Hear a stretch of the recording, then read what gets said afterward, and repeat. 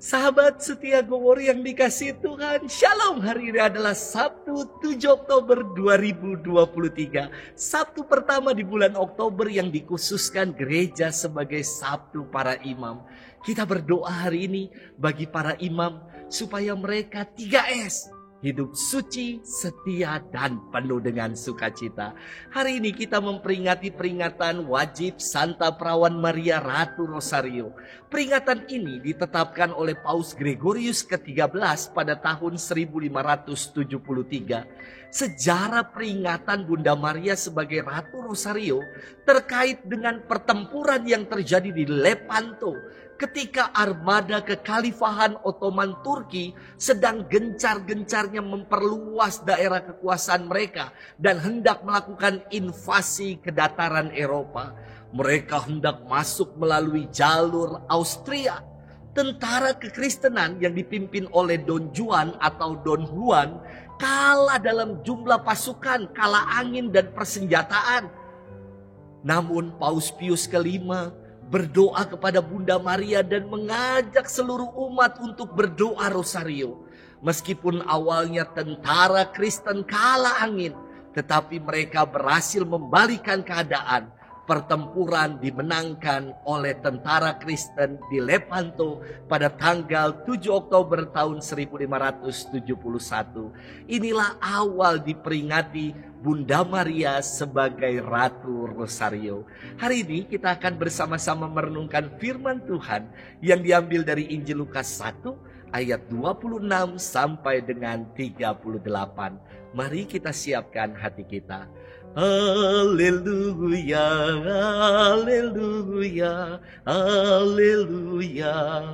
Salam hai engkau yang dikaruniai, Tuhan menyertai engkau.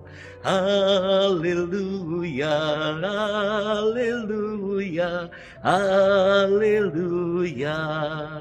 Tuhan bersamamu dan bersama rohmu. Inilah Injil suci menurut Lukas, dimuliakanlah Tuhan.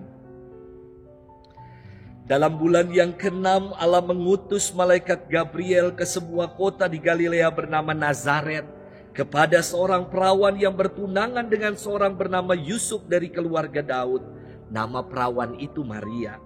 Ketika masuk ke rumah Maria, malaikat itu berkata, "Salam hai engkau yang dikaruniai, Tuhan menyertai engkau." Maria terkejut mendengar perkataan itu, lalu bertanya dalam hatinya, "Apakah arti salam itu?"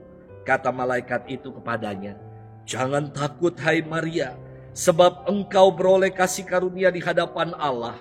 Sesungguhnya engkau akan mengandung dan akan melahirkan seorang anak laki-laki, dan hendaklah engkau menamai dia Yesus. Ia akan menjadi besar dan akan disebut anak Allah yang Maha Tinggi. Dan Tuhan Allah akan mengaruniakan kepadanya tahta Daud bapa leluhurnya. Ia akan menjadi raja atas kaum keturunan Yakub sampai selama-lamanya, dan kerajaannya tidak akan berkesudahan."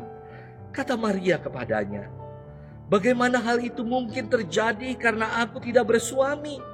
Jawab malaikat itu kepadanya, "Roh Kudus akan turun atasmu, dan kuasa Allah yang Maha Tinggi akan menaungi engkau. Sebab itu anak yang akan kau lahirkan itu akan disebut kudus, anak Allah.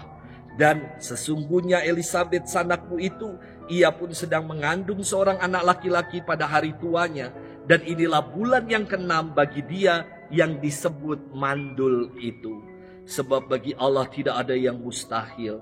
Maka kata Maria, "Sesungguhnya aku ini adalah hamba Tuhan, terjadilah padaku menurut perkataanmu itu."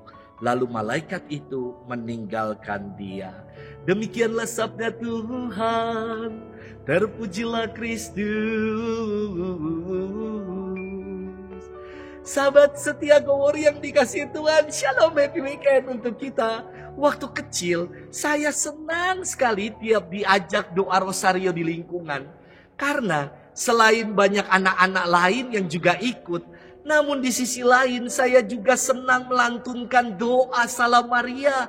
Karena saya serasa menjadi pribadi yang baik, pinter, karena hafal doa Salam Maria. Itu yang ada di benak saya waktu kecil. Ketika melantunkan doa Salam Maria di hadapan orang banyak. Salam Maria, penuh rahmat Tuhan. Rasanya itu pinter, suci, dan saleh.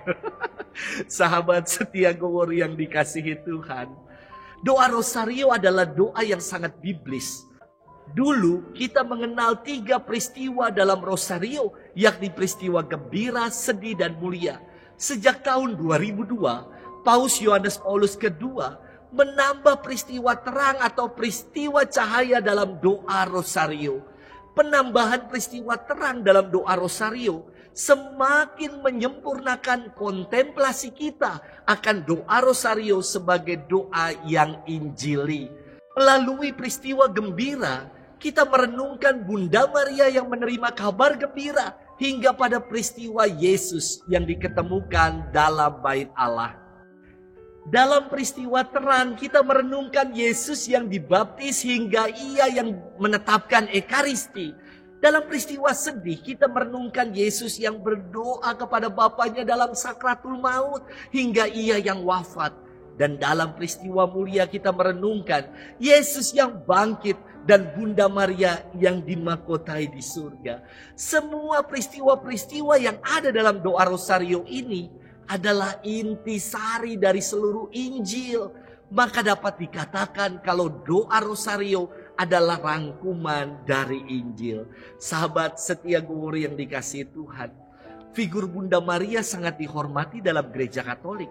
Karena Bunda Maria adalah Bunda Yesus dan sekaligus menjadi murid Yesus yang pertama.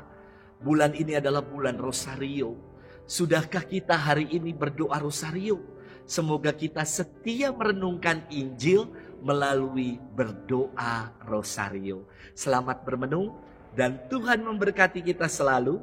Dalam nama Bapa dan Putra dan Roh Kudus. Amin.